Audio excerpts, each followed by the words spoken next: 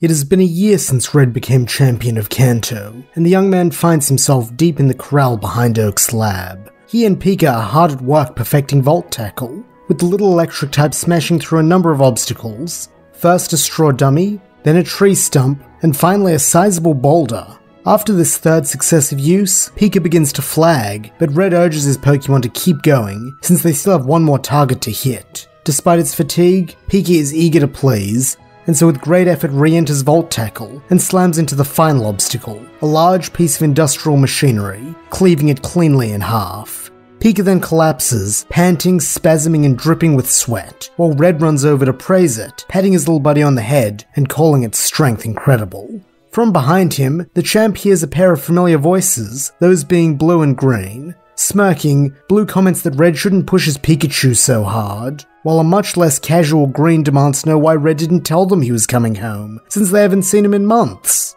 Red apologizes for not telling them. It's just that he's only stopping in to give Professor Oak his completed Pokédex, before moving on to his next destination.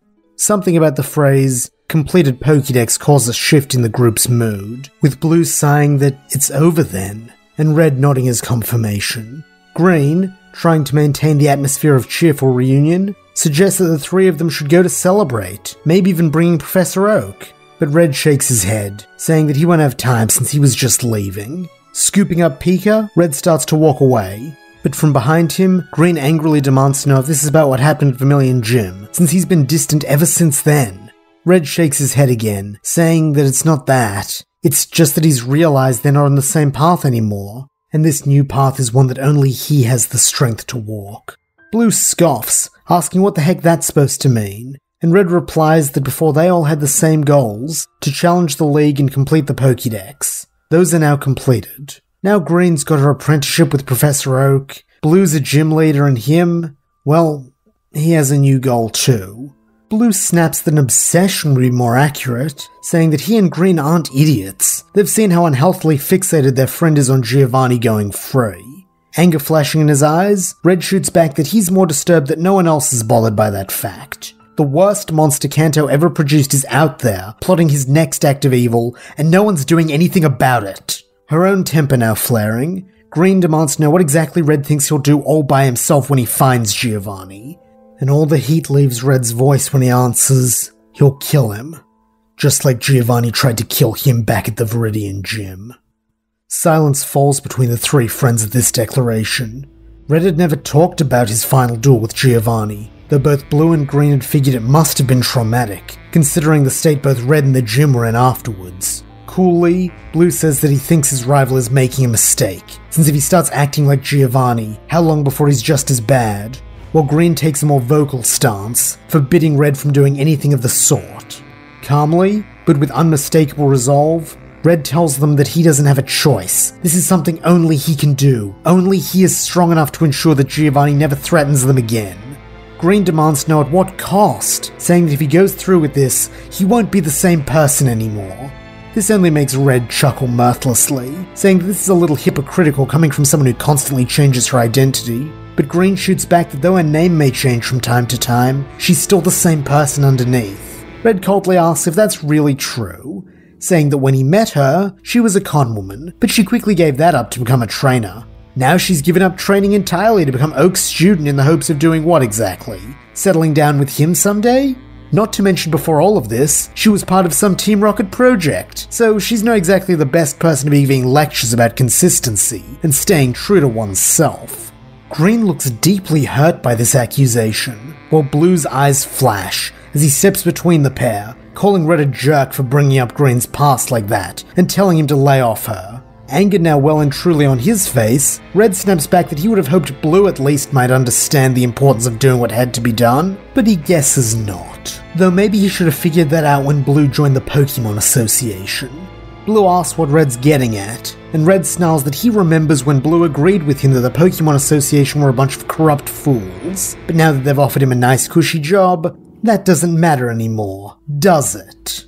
Blue scowls that he still believes that, and that's why he became a gym leader, so he can push the association in a better direction and ensure they never have another Giovanni situation. He then adds that as champion, Red could help him in that endeavor, If he actually wanted to do some real good, rather than going on a power trip. Red growls that Blue doesn't know what he's talking about. When a pecha berry's half rotten, you don't scoop out the bad bits and eat the rest like it's fine. You throw the berry away and replace it with a better one. Blue derisively asks what this new system Red's proposing is. Is he just going to go around making unilateral decisions because he's the strongest? Is that it? For a moment, Red says nothing, simply bringing out Arrow and climbing onto its back. Only then does he speak. And as he looks back, he calmly states that that's what he's been doing so far, and up until now, he hasn't heard Blue or Green complaining. Shock falls across the faces of his friends, and in that same cold voice, Red says that if they choose to stop being selfish cowards, he'll be in Johto doing what has to be done. And if they don't, well, what's one more burden to shoulder by himself? And with that, the champion takes off into the sky, leaving Blue and Green in stunned silence. Now in the present, it is Red's turn to be stunned, as from the subway platform, he watches Ash's Pikachu use Volt Tackle, and it sure runs down his spine. Where did Ash learn that move? How long has his Pikachu been using it without his notice? Is this some karmic punishment to see Ash go through what he did? Is his protege's Pikachu already doomed to the same fate as Pika's? These are the questions that swarm in Red's brain as the train comes to a halt and Ash comes running up to him. Excitedly, the boy asks if he saw the battle, and Red is at a loss for words. In his head, he tries to think up the best words to broach the subject without upsetting his protege, but his mouth has other ideas, and so acting on its own gasps, "Ash, what have you done?" Ash is taken aback by this response, his smile faltering as he asks Red what he means. For a moment, Red says nothing. Then, as if coming out of a fugue state, the champ takes a knee so that he and Ash can see eye to eye. In his softest voice, Red tells Ash that Volt Tackle is an extremely dangerous attack, and he wants the boy to promise he'll never use it again. Still nonplussed, Ash protests that Surge told him Red created Volt Tackle as his ultimate move. And still in that gentle voice, Red says that this is true, and that's why he knows it never should have existed in the first place. Creating it was the first in a long line of mistakes that cost him years of friendship with Blue and Green. It's what cost him Pika, and he doesn't want Ash to have to go through that. Now Ash's expression takes on a crestfallen appearance, and he says that he's sorry. He didn't know it was so dangerous. He just thought it would be cool to show Red that he and Pikachu could use his ultimate move. Red sighs that Ash has nothing to apologize for. It's his fault. He's been neglecting his mentoring duties since they started this trip, and if he'd been more available, he could have warned Ash in advance about the dangers of Volt Tackle. For that, he is truly sorry. The champ then lays one hand on Ash's shoulder and the other on Pikachu's head, trying to convey a level of remorse that mere words cannot. Finally, the moment is brought to an end by Gary, who emerges from the battle subway with the throw trainer from earlier. The young oak declares that the two of them are going to the Pokemon Center, since they've agreed upon a trade between his Execute, which is apparently quite rare here, and the other trainer's Throw, which will be a good addition to Gary's team. Red nods his understanding, despite looking like he barely heard Gary, and so the pair depart, leaving Ash, Red, and Pikachu.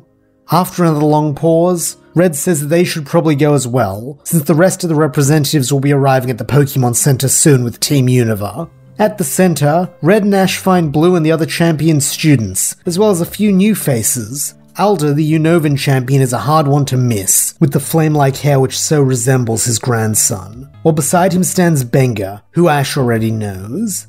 After him is a girl with wild purple hair, who exuberantly introduces herself as Iris when she and Ash make eye contact. And then finally in the corner, Ash and Red spot a boy with greasy hair the color of old straw, who attempts to look cool, but just winds up looking conceited. Alder tells the group that his name is Trip. When his grandfather stops speaking, Benga jeers that he doesn't see Ali around here, asking if he got lost. Ash angrily tells the redhead not to call his friend that, knowing how much it upsets him, while Alder perks up, saying that he didn't know Ali had come home. Maybe he can bring him on as the final member of his team. Benga barks at his grandpa that Ali ditched them for Team Kanto, so he shouldn't offer a traitor such a valuable position. Alder belly laughs that Benga's being too hard on Ali. He just needs some space to find himself, that's all. That doesn't make him a traitor. Ash wants to ask what this is all about, but is stopped by Blue, who cuts in, asking if Alder means to say that he doesn't have a fourth member of his team. Alder's sweat drops a little at this, saying that he did, but the chap got called away on some very important business. Red asks what kind of business, and Alder proudly states that he's a Pokemon rescue ranger, so he had to go help a trapped Pokemon after a forest fire. This cools some of the anger directed at Alder, as everyone can see that this is a valid reason, but it doesn't change the fact that the Unovan champ is now going to delay them even further in his hunt for a final team member. Calmly, Blue asks Alder if he knows where this rescue operation is taking place, and Alder beams that in fact he does. Blue asks where, and as soon as the red-haired man gives him the location, he tells the group that he's going to assist the ranger. That way he can make sure the Pokemon is alright and bring the final trainer back for Team Unova. Alder thanks Blue, calling this a very decent act, but Blue doesn't respond beyond giving Alder a very tired look, instead telling Gary and Joe to lead everyone back to the Aqua so they can leave as soon as he gets back with the ranger. The two boys nod, and Red tells Ash to help them before declaring that he's going to help Blue. Ash says that if a Pokemon's in danger, he also wants to help rescue it, and at this passionate outburst, Red and Blue share a knowing look. Red then nods, saying that he did say he's been neglecting his mentoring duties, and so tells Ash he can ride with him on Arrow's back. Ash smiles his appreciation, and after bidding goodbye to everyone, he joins Red and Blue outside. Ash is already familiar with the speeds at which Arrow and Charizard can fly. However, even at their top speeds, the sky has turned from blue to amber by the time they land in the burned out ruins of a forest. Wasting no time, the trio converge on a young man wearing a name tag that reads Virgil, who is attempting to lift a fallen tree to little success. The Cantonians immediately try to help, but even together they cannot turn the tide. Sighing, Virgil says it's no good. The four of them aren't strong enough to lift it, but they can't leave it where it is since there's a Pokemon trapped underneath. He then slumps down, saying that he wishes his brother Davy was here, since his Bisharp could cut through that trunk like it was nothing. Thinking fast, Ash admits that he doesn't have a Bisharp, but maybe his Sandslash could help. Red and Blue nod that it's worth a try, and so with this go-ahead, Ash brings out his first capture. Briefing Sandslash on the situation, the ground type is eager to help, and so raising a bladed claw, it swings down with all its might. Despite its strength, Sandslash cannot chop through a tree trunk on its own, and so Red suggests bringing Froakie and Chimchar out to help. Ash looks confused, but Blue understands what his friend is getting at, and so nods that rapid heating and cooling the wood could make it brittle enough to cut through. Virgil calls this brilliant, and so brings out his own Flareon and Vaporeon, having them help, while Red and Blue have Polly and Charizard do likewise. Together the team of fire and water types work in tandem to heat and cool the trunk in quick succession. And finally, when they think it's brittle enough, Sandslash takes a second attempt at cutting it. This time the tree breaks cleanly in two, and our heroes work just as effectively to clear it away, allowing the trapped Pokemon finally to rise. Eagerly, Ash rushes over to offer it help, but the Pokemon shies away from him, terror in its yellow eyes. Ash asks what's wrong, and Blue, as the expert on raising Pokemon, tells him not to worry. He thinks it's just a bit spooked after being exposed to fire and then trapped. Not to mention by the look of it, it's quite young, still a calf, meaning that this experience would be doubly traumatic for it. Virgil nods, saying he's not sure what to do with it, since all the other Pokemon who lived in this forest either perished or fled, so it will be difficult to find its herd. Red suggests they could take it with them, since the Aqua has state-of-the-art medical facilities, and when it's a bit more settled, they can look at rehoming it. Virgil nods before asking what the Aqua is. Red and Blue explained that they are representatives from Kanto, and they came to fetch him as the final member of Team Unova for their tournament. Laughing a little, Virgil sighs that he can't really refuse them after they helped him save this Bouffalont, while Ash beams at the Pokemon, grinning it by name now that he knows what it is. Bouffalont remains skittish, but sensing the boy's friendly aura, stumbles forward and licks his outstretched hand. Ash beams that is the spirit, patting its afro-covered head, and as he does this, Red, Blue, and Virgil all come to the same conclusion. Virgil then asks Ash if he'd willing to be Bouffalont's temporary caretaker until they can find it a permanent home, and Ash grins that he'd love to. The flight back is much slower than the flight to the forest, since Arrow and Charizard can't fly at top speed, instead having to keep pace with Virgil's helicopter. Ash rides in the back of the vehicle with Bouffalont to make sure that it's alright, and when they all reach the Aqua, it is nighttime. Everyone is assembled on deck, with the only one absent being AJ. A little concerned, Red asks if anyone contacted him to tell him they'd returned to the ship, but Gary tells him not to worry, since Joe already called AJ and told him to head back to the Aqua. Red praises Joe for this initiative, and the shy young man mumbles that it was nothing. But Blue smiles that his second apprentice really needs to work on that confidence, since he's smarter and stronger than he gives himself credit for. Poor Joe looks incredibly uncomfortable under the weight of such praise, and so Gary, trying to take some of the heat off his friend, points into the water, saying that he thinks he sees AJ coming. Red, Blue, and Ash turn in the direction Gary is looking, and true to his word, AJ is tearing through the water towards them on the back of something large and purple. When it gets close, Red gasps that it looks like a Nidoking, and he is promptly proven right when the bulky bruiser leaps from the water and uses its claws to clamber up the side of the SS Aqua before depositing AJ on deck. Looking impressed, Ash asks if AJ caught that Nidoking, but the green-haired youth shakes his head, saying that Roxy lent it to him after the battle, since he doesn't have any Pokemon that can use Surf like that.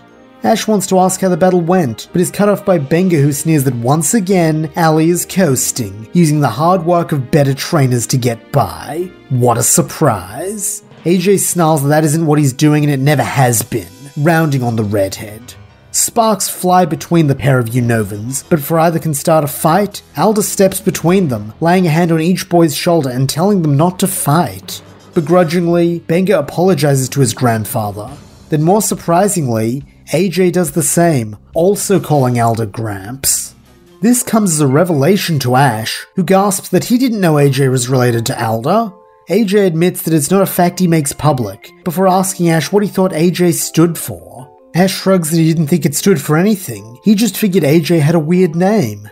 Biting back annoyance at such a stupid response, AJ calmly replies that it stands for Alda Jr., which in turn makes Ash snap his fingers, saying that it all makes sense. That's why everyone calls him Allie. AJ nods, but then unfortunately, Ash takes it a step farther, saying that also explains why his hair looks so fake, because it's probably a cheap wig to cover his red hair. Furiously, AJ howls that it's not a wig, it's dyed, as he then proceeds to chase after Ash, promising to give him a thrashing for that last comment. Bouffalant, however, does not seem to like this, though whether it is the screaming or the threat to Ash is unclear, as it begins to screech in agitation, and then with a surprising amount of strength for such a young Pokemon, head charges AJ off the side of the ship and into the ocean. As this happens, the assembled group laugh, and then when Nidoking climbs down and returns AJ to the deck, Red gives the order for Surge and the crew of the Aqua to take them onto their second last destination. The next morning when Ash comes down for breakfast, he spots AJ eating alone at a table in the corner. Wanting to see if he's alright after the events of yesterday, he goes over to check on his friend, with Gary and Joe choosing to do likewise when they see Ash. AJ seems a bit surprised to see them, saying that he thought they'd be mad at him. Ash asks what for, and AJ sighs for not telling them about his family. It's just that back in Unova, everyone always treated him like some precious prince because he was the champion's grandson, and so even though he had everything, he didn't feel like he'd earned anything. That's why he left for Kanto and became so fixated on proving his strength, since it was just as much for himself as anyone else, to prove that he could stand on his own 2 feet and be his own man, rather than forever being in the shadow of his namesake. That's also why he goes by AJ now, to forge his own identity, but he understands if everyone thinks he's a liar. Ash, however, feels nothing of the sort, telling AJ as much, while Joe nods, and Gary adds that he understands wanting to be his own man, since he's got the legacy of both his Gramps and Blue hanging over him. AJ thanks them for their support, then casually asks if they want to come watch him fight Barbaracle. The other boys goggle at the mundane way in which he asks this, with Joe requesting clarification on what exactly AJ means when he says, fight. Still nonchalant, AJ explains that he's decided to fist fight his Barbaracle, to which Gary somewhat sarcastically asks if there's any particular reason for this, or if AJ just felt like duking it out with a giant Rocky Rage monster this morning. AJ replies that he got the idea yesterday during his battle with Roxy, and he's been thinking about it ever since. Barbaracle only seems to respect strength, and since AJ never really showed any strength when he caught it, he thinks this is why Barbaracle doesn't respect him. Ash nods that this makes sense, but Gary, as the voice of reason, splutters that it absolutely does not. All AJ's gonna do is get beaten to a pulp. AJ replies that Gary should have more faith in him, then smiling for the first time since returning to the Aqua, heads off for the main deck. Thankfully, the battlefield is free at this time of the morning, and so AJ brings out his Barbaracle, then without hesitation clocks it in the jaw. For a moment, Barbaracle staggers back, then it smirks and cracks its knuckles, fire in its eyes. What follows is a brutal brawl, with both AJ and Barbarical laying into each other with everything they have. Thanks to having twice as many arms, Barbarical gets in twice as many hits, but the young Unovan stands strong, giving as good as he gets and never once flinching or backing away from a blow. Sweat pours down both combatants' faces, and by the time the sun is high in the sky, both are panting and leaning on each other to stay standing. It is only at this point that AJ cracks a smile, calling Barbarical one tough cookie and extending a hand for a fist pump. Panting, Barbarical lets out a raspy noise that could be anything from a laugh to a sneer, then slowly but surely touches one of its lower fists to AJ's, accepting him as its trainer at last. The days that follow this event remain relatively uneventful, with Ash mostly spending his time training or tending to Bouffalante, who while still remaining skittish, has started opening up to Ash and the other members of his team. Gary, Joe and AJ's friendship proves invaluable during this time, as they help Ash with Bouffalante, and are great sparring partners when it comes time to train. At one point, Ash attempts to combine these two activities by having Bouffalante do a training battle, remembering the strength it displayed when it used head charge. However, Bouffalante quickly grows overwhelmed, and so Froakie tags out for it, while Pikachu gives the little calf consoling head pats. Nonetheless, it does seem to enjoy watching battles, snorting excitedly and stamping its hooves whenever one of Ash's Pokemon does something cool. In these moments, it seems to forget all about its anxieties, and so Ash decides to let it watch as he redoubles his efforts to grow in preparation for the tournament. AJ, Joe and Gary are always down for a battle, and even Astrid, Marnie, Karina and Clement help out from time to time. A few others like Paul, Tripp and Conway watch from time to time but never participate themselves, and Bengi gives them all a wide berth. Not that Ash is complaining. And then there is Red. Good to his word, Red is trying to be more present as a mentor, and so each night after dinner, he debriefs with Ash and AJ on the day's battles, offering helpful critiques and suggesting strategies that may help them shore up any weaknesses they may be showing. He also checks in on Ash and Bouffalante frequently, to share little tidbits he has learned through his journey and picked up from Blue on raising Pokemon. This is all highly educational, and from it, Ash can feel his skill as a trainer growing. Finally, the SS Aqua reaches Littleroot Town in Hoenn, and as it pulls into port, Virgil comes to Ash with an odd expression between hopeful and sympathetic. He tells the boy that he has found a place not too far from here, where he's thinking of rehoming Bouffalante. He appreciates all Ash has done to care for the little calf over the last few days, and so he thought it would be appropriate to invite him along, so he can say goodbye. Ash is startled by this, and in a sad voice admits that he didn't really think about the fact that soon he'd be saying goodbye to Bouffalante. Virgil lays a hand on his shoulder, saying that he knows it's difficult, but he truly believes that it's the best thing for Bouffalante to be able to grow up free in nature. With a sniff, Ash says that if it's for Bouffalante's own good, he understands, and so heads down the stairs to wake his little buddy and get it ready for the journey ahead. Ash's friends all give him consoling looks as he, Pikachu, Virgil and Bouffalante climb onto Virgil's helicopter and take off for Petalburg Forest. Like last time, Ash stays in the back with Bouffalante, stroking its afro, making sure it's comfortable, and soothing any anxieties that air travel may cause. Finally, they land in the shadow of a giant tree, and with determined expressions, Ash and Virgil lead Bouffalante deeper into the woods. Finally, they reach a spring where a number of wild Pokemon are frolicking, while above them, ripe berries hang from the trees. It is a peaceful and beautiful place, a far cry from the scene of burned desolation that they found Bouffalante in. Virgil gives Bouffalante a pat on the head, telling it to look after itself, with Pikachu following suit, hopping off of Ash's shoulders to say goodbye. When they are done, they take a step back so that Ash can have a moment alone with Bouffalante. Leaning down, he wraps the calf in a hug, thanking it for trusting him, and telling it to go make lots of new friends here. Bouffalante whinnies in confusion, but Ash tells it not to be scared, since this is for its own good.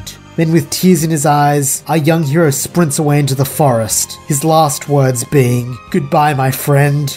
Ash doesn't know how long he is running or how far he has gone, but when he stops, he is far away from Bouffalante's clearing. Bending over and putting his hands on his knees, Ash finally allows the tears to flow freely. For a time he is alone with his sadness, until suddenly he feels a strong hand patting him on the back. Looking up, he sees Red, who gives the boy a comforting nod. Raspily, Ash asks what he's doing here, and Red admits that he followed them, since he knew this would be tough on Ash, and he didn't want him to have to go through this on his own. Ash thanks his mentor, and Red responds with a smile, wrapping an arm around his young charge, and telling him he knows that while it hurts, Ash did the right thing, and he's proud of him for putting Bouffalant's needs above his own.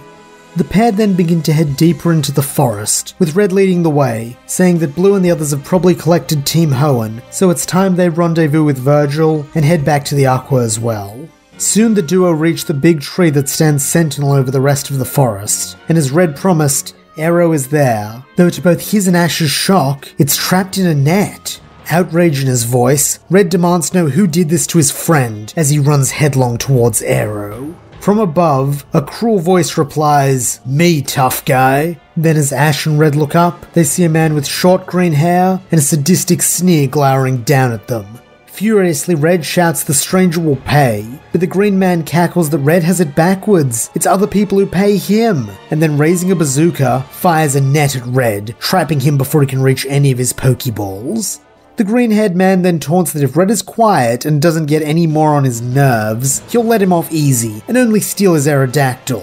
This, however, is not how Red operates, and so growls that he won't let this creep anywhere near Arrow or any of his other Pokemon. This irks the stranger, who hops down from his perch and demeaningly slaps Red across the face twice, saying that he's in no position to make threats, so shut up and let him get back to his business. While this is happening, Ash has slowly been sneaking around the tree, hoping to find a way to reach Arrow and Red. As he turns a corner, he sees a Fearow attacking a swarm of green gecko-like Pokemon, trying to force them backwards into an open cage. Just as angry as his mentor, Ash demands that Fearow stop this, and reaches for one of his own Pokeballs, only to realize that he left them all back on the Aqua, and Pikachu is still with Virgil. However, even if he can't provide battling aid, his shout is able to distract Fearow long enough that a particularly feisty member of the green gecko group with a twig in its mouth leaps up and slams its thick tail into the bird's thin throat. Fearow squawks in agitation, then raising a wing, deals a retaliatory blow which does markedly more damage, suggesting to Ash that this thing is a grass type, and not a water type like he had originally thought. The little grass type then gives a pained shriek of Trico as it hits the ground, but nonetheless, it gets back up and tries again. Once more a flying move drives it into the dirt, and once more it rises, showing an impressive amount of grit, and a refusal to allow anything bad to happen to its friends.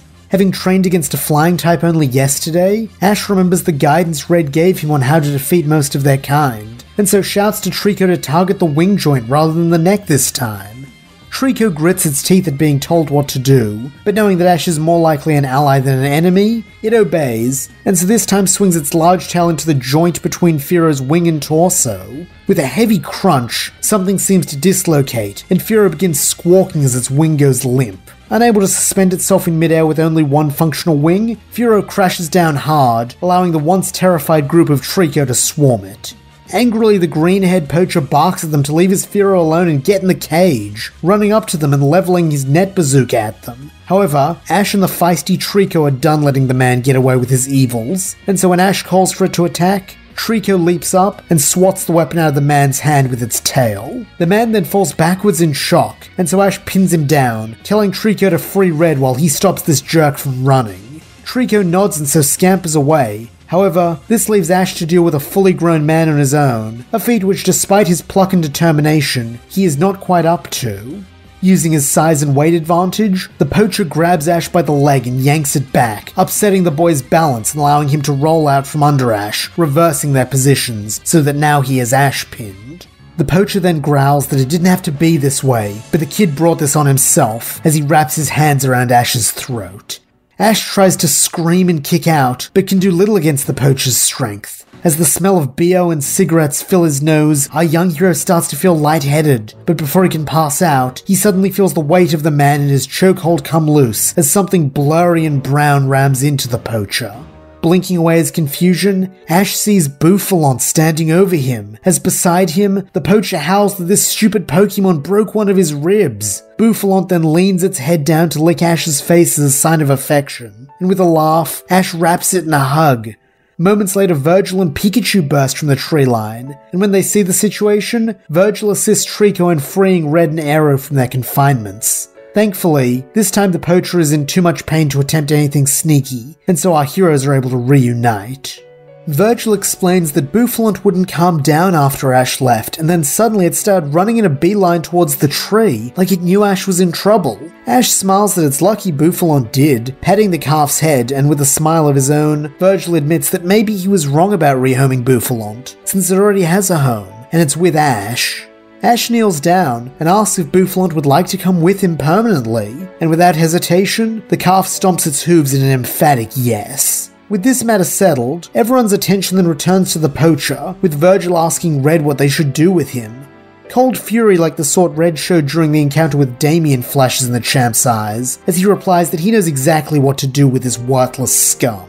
He then brings out Saw, and has it wrap the poacher in a root with Frenzy Plant. Thanks to the injury to his side, the Green Man screams, but Red tells him to shut up, growling that he has no problem inflicting fear and pain on others for his own gain, so why should he be spared the same experience? Pleadingly, the poacher protests that he was just doing a job, but this only makes Red angrier, as he snarls that this just makes him an even lower form of filth, someone who only sees people and Pokemon as tools to acquire wealth.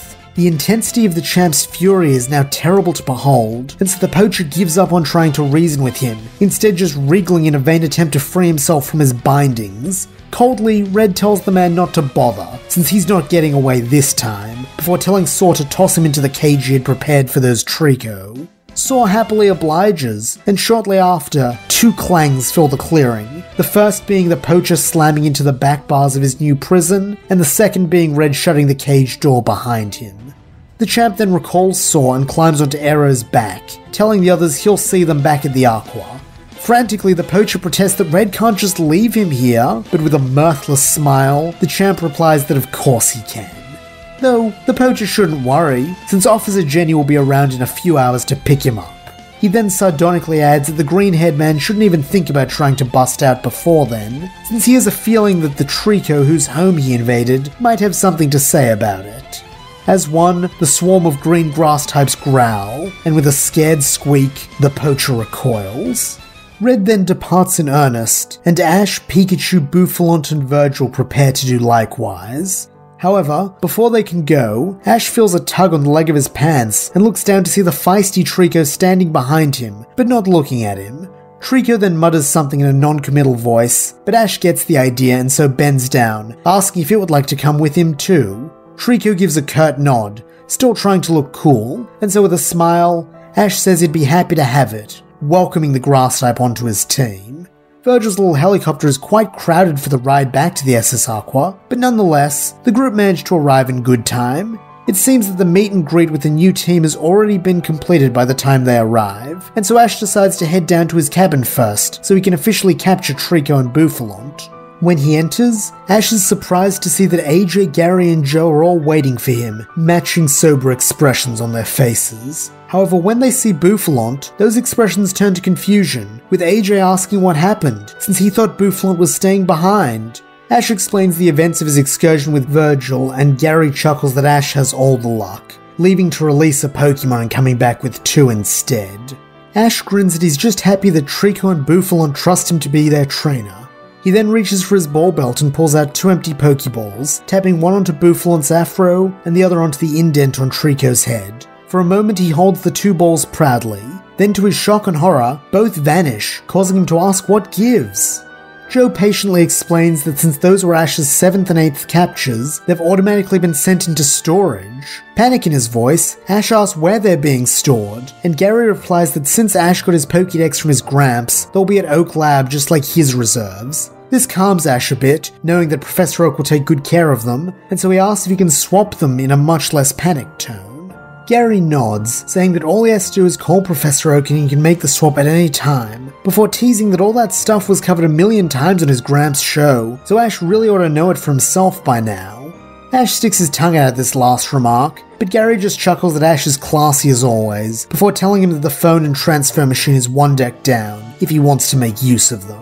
Ash nods and so turns to leave, but before he does, he looks back at his friends, and in an earnest tone, thanks them for waiting here to check up on him. As Gary said, Ash's destination is the phone, and he promptly calls the professor. Oak picks up on the first ring, grinning that he had a feeling the boy would be calling soon, as he received his Boufflant and Trico's balls just a few minutes ago. Ash nods that this is what he's calling about, and asks if Oak can send them back to him. The professor says that he can do that right away, though Ash can only carry 6 Pokemon with him at a time, so he'll have to choose 2 to send to the lab in return. This gives Ash pause, not wanting to part with any of his friends, and so not wanting to make the decision unilaterally, brings them all out. Upon seeing them, the professor grins that Ash has built himself quite a team, before adding that if Ash would be willing, he'd love for the boy to send him Pokemon from foreign regions so he can study them a bit more closely. Ash says he understands, but he explains that he wants the Pokemon to choose for themselves. He then looks back at his team, asking if 1 or 2 of them would be willing to take a brief break at the lab since he knows Bouffalont is probably scared by suddenly being in a new place, and he'd like a chance to familiarize himself a bit more with Trico before the tournament. Everyone understands, and so Corvisquire is the first to step up, showing its gallant side by volunteering to be the first to take a back seat. Sandslash follows moments later, giving a stoic nod that says even if it's not on Ash's team, it will still keep striving to improve and be ready the next time Ash needs it. Ash thanks the pair for this, and then recalls them both to their balls, and begins the process to swap them for Trico and Bouffalont. When this is done, the young man heads off to see if he can meet the members of Team Hoenn. Thankfully, he does not need to look very hard, since it is lunchtime, and like everyone else, they're in the dining hall. Seeing him enter, Red walks over to his protege and leads him to a table where Team Hoenn is seated, and begins making introductions. Ash soon learns that like Team Kanto and Team Galar, Team Hoenn has 2 coaches, the first being a silver-haired young man named Steven, and the second being a fashionably dressed man named Wallace. Ash greets them both before looking at the 4 representatives. The 2 eldest members of the team sit closest to the coaches, both being young men who introduce themselves as Harrison and Tyson. Ash greets them both with a smile, before facing the younger members. The only girl among the group introduces herself next, saying that her name is Annabelle, and grinning that it's a pleasure to meet Ash, while beside her, a green-haired boy politely introduces himself as Sawyer. Ash in turn introduces himself, and soon they all get to talking. Ash immediately takes a liking to the members of Team Hoenn, finding that unlike the other teams, none of them seem to be rude, abrasive, or arrogant. It is a pleasant experience right up until Coach Wallace addresses Ash, asking if he is the Team Kanto captain.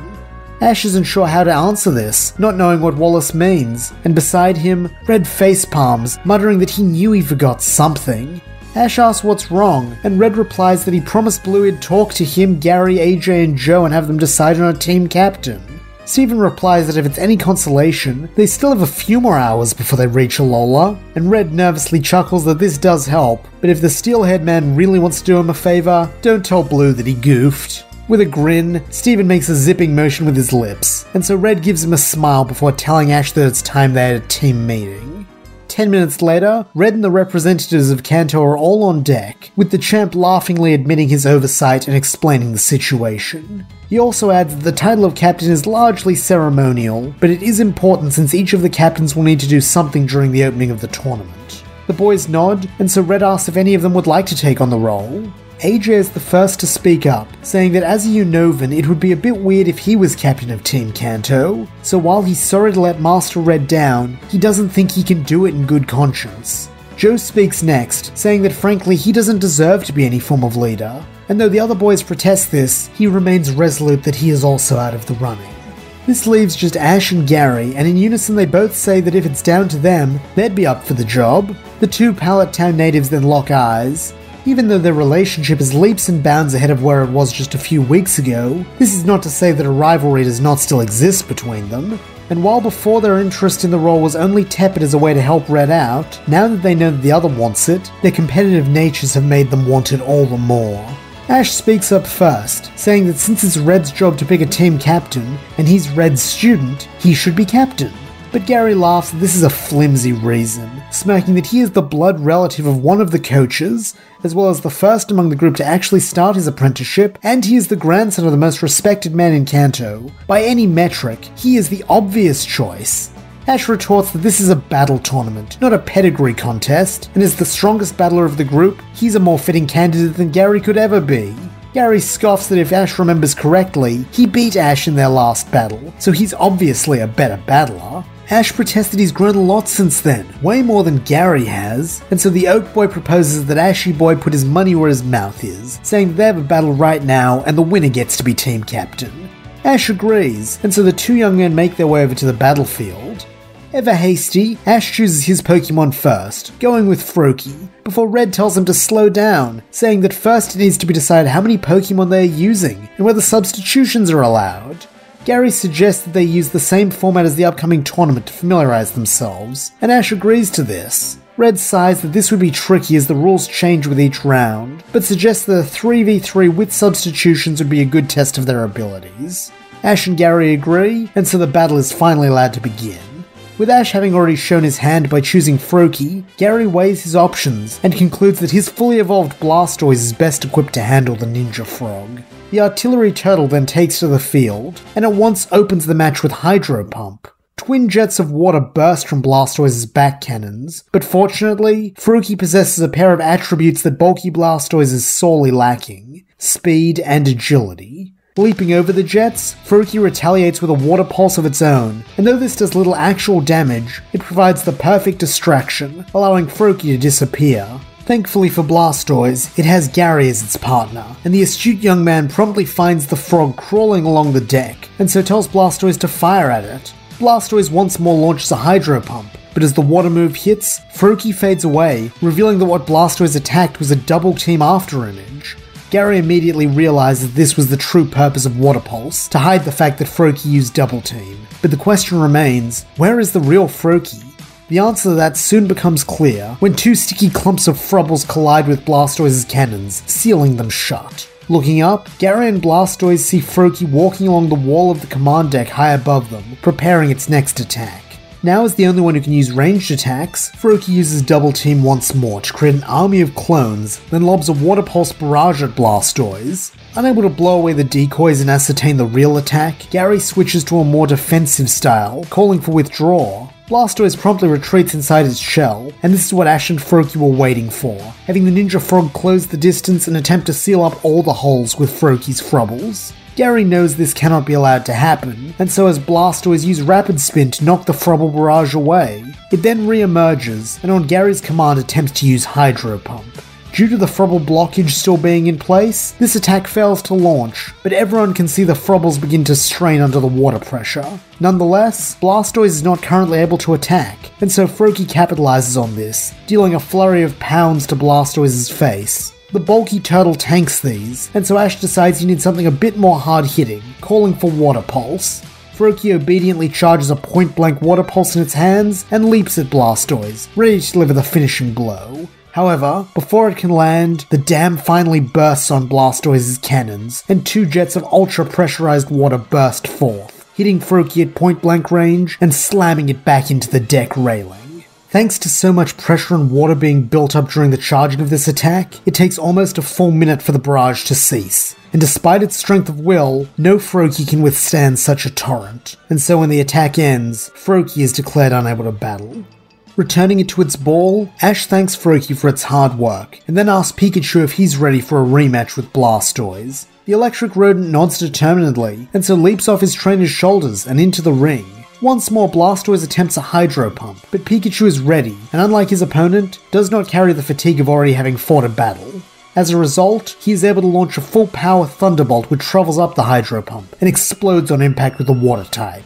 A smoke cloud blankets the field as a result, but unsurprisingly when it clears, Blastoise lies unconscious, evening up the match. Gary's next choice is a surprising one, the Dreepy he caught in the wild area. The little ghost dragon comes out of its ball with a flourish, zipping around the field before nuzzling its trainer affectionately. Gary in turn pats it on the head, telling it to show Pikachu what true speed looks like. Dreepy gives a high-pitched metallic shriek before darting forward, seeming to vanish with how fast it is going, before reappearing as it collides with Pikachu's chest. Pikachu stumbles backwards, and Gary tells Ash that this is a quick attack, adding that part of his training with Blue has been a study of Pokemon natures. His Dreepy is what is called hasty, meaning it's faster than an average Dreepy, making it a perfect counter for Ash and Pikachu's speed-based fighting. He then tells Ash to face facts. He knows him in and out, so this is going to be a wash. Why not just concede this match before he has to hurt Pikachu?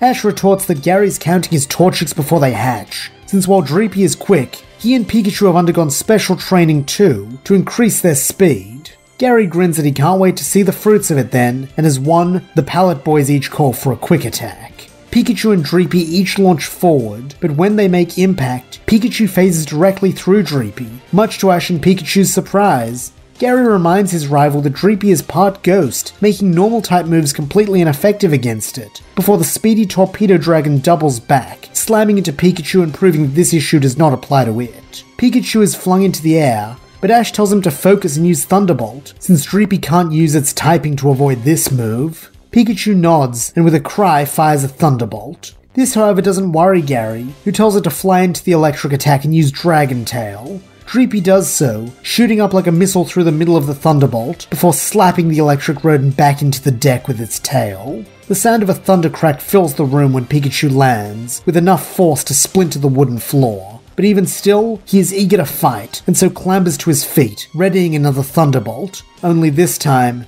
no electricity appears. Pikachu then starts to panic, as no matter how hard he tries, he cannot generate the power needed for a Thunderbolt. Ash frantically asks what is happening, and Gary explains that it's probably just Dreepy's hidden ability. It's called Cursed Body, and sometimes when a move hits it, the Pokemon who used it won't be able to use that move anymore. Startled, Ash asks if Gary means forever, and with a chuckle at Ash's naivety, Gary says no, just for a few minutes, but that'll be more than enough time to finish Pikachu off. He then tells Dreepy to use Quick Attack once more, causing the Dragon Ghost to vanish, before slamming into Pikachu again. Drawing inspiration from this, Ash has Pikachu use his own Quick Attack, but this time to get away from Dreepy long enough for this blackout to end. Pikachu understands and so starts running, but Dreepy gives chase, and it quickly becomes apparent that their speeds are on par. Gary then calls for a final Dragon Tail, and Ash knows that Pikachu probably can't take the hit. He also knows that Volt Tackle would give Pikachu the speed boost he needs, as well as a powerful attack move, which might be able to take out Dreepy and give him the advantage. But as he looks at Red, he remembers his promise, and so tells Pikachu to try and dodge instead. Unfortunately, this is too little too late, as the Draconic Tail hits Pikachu in the stomach, causing him to fly into Ash's arms where he slumps unconscious. Ash thanks his best friend for all his hard work, then prepares to bring out his final Pokemon. However, before he can, Gary withdraws Dreepy, telling it it's earned a rest. This changes things dramatically, as before Ash had planned to send in Clefairy to counter Dreepy's Dragon type, but now he isn't sure who to choose. Then, as if a sign from destiny itself, one of the balls on his belt begins rattling softly. Ash chooses to believe that this is a request to fight from the Pokemon inside, and so with a smile, he puts all his faith in Chimchar. Chimchar bursts from the ball with an excited shriek, clearly fired up to battle, and so Gary grins that if that is Ash's choice, he'll be happy to fight fire with fire, revealing his own final Pokemon to be Houndoom. The Devil Dog lets out a roar, and as it does, a gout of flames bursts from its mouth. Gary smiles fondly that this Houndoom was his first capture, and so he's been saving it as a secret weapon, though if there's anyone worth unveiling it for, it's Ash. But he should be warned that its bite is just as strong as its bark. Houndoom immediately tries to prove this as it gallops forward and attempts to clamp its razor jaws around Chimchar's torso. Thankfully, on Ash's command, Chimchar uses Dig to avoid this, tunneling into the battlefield and out of harm's way. Red warns his protege to be careful, since if Chimchar goes down too deep, it could hit one of the ship's pipes, and then who knows what could come out. Ash nods and so tells Chimchar to surface. Obediently, the fire monkey does so, bursting from the ground and slamming into Houndoom's underbelly. The Devil Dog roars in pain at this, but even in its moment of weakness it is not passive, having its tail dart downwards and wrap around Chimchar's throat. It then begins to squeeze hard, and through ragged breaths, Chimchar shrieks. Ash tells it to stay strong, instructing it to use Flame Wheel to escape. However, Houndoom has a counter, clamping down hard with a bite on Chimchar's face, so it cannot focus enough to marshal its flames. Chimchar writhes and shrieks, but despite its best efforts, cannot break free from being both choked and bitten. Finally, with another bite to the face, Chimchar's body hangs limp, and Red prepares to call the match. Then, the little simian's tail flame begins to expand, and with a mad scream, it swings a single scratch with enough power to knock Houndoom off all four of its feet. As the big dog crumples, Chimchar lunges at it, scratching with both paws in a display of savagery that deeply troubles Ash. As Gary recalls his defeated Pokemon, Ash runs into restrained Chimchar, whose blazing pink eyes now glare hatefully at the Oak Boy. Seeing that Ash is keeping it from the target of its vengeance, Chimchar bites down hard on Ash's exposed forearm, showing no sign of recognition for the friend who saved it from the Zangoose. Ash is forced to grit his teeth in pain, but even still he does not give up, as he pulls Chimchar into a bear hug, promising that everything will be alright, and they'll get through whatever this is together. Chimchar, however, seems to want Ash to go away, as when biting fails, it resorts to a supercharged flame wheel which burns away Ash's shirt and causes the skin of his chest and stomach to blister. Despite himself, Ash howls in pain, and so Gary, thinking fast, brings Dreepy out once more and tells it to use Quick Attack, though not on Chimchar. Instead, its target will be the bottom of the hole that Chimchar dug. Dreepy obeys, and with a clang that rocks the deck, everyone hears Dreepy carry out its orders as it collides with the bottom of the hole. Then suddenly, the deck begins to rumble, and with a heavy sound of pressure, the ghost dragon emerges from the hole, followed by water from a burst pipe. Gary then has his Pokemon use Dragon Tail on the water, and with one swift motion, Dreepy does so, sending a wave of water crashing over Ash and Chimchar. This is finally enough to take the fire monkey out, and as it stops spinning, Ash holds it close to his burned chest, telling it that he doesn't know what these moments of berserk rage are, but together they will figure out what it is, and harness its power for good. He then thanks Gary for the assist, conceding that he showed real leadership there, and that he'd be proud to follow him as team captain. Gary thanks Ash, and so the friends shake hands, though before they part, Ash promises that this doesn't mean he's going to let Gary have all the glory, since even though the Oak Boy is captain, he's going to be the winner of the tournament. Gary grins that Ashy Boy will have to beat him first, and Ash replies that he's counting on it, promising to meet him in the finals. That evening, the champions call their teams on deck, and tell them to look at something in the distance. At first it is hard to see what they are talking about in the dark of the night, but then it becomes clear, a massive tree on a nearby island that makes the big tree in Hoenn seem like a sapling. Proudly, Red and Blue declare that this is their final destination, and the site of the tournament to determine the strongest young trainer in the world, welcoming them all to the Battle Tree Tournament. And that's where we'll leave things. How will the Battle Tree Tournament play out for our heroes? Can they hold their own against their new rivals from around the globe? And who will come out as the ultimate victor? Find out as the journey continues.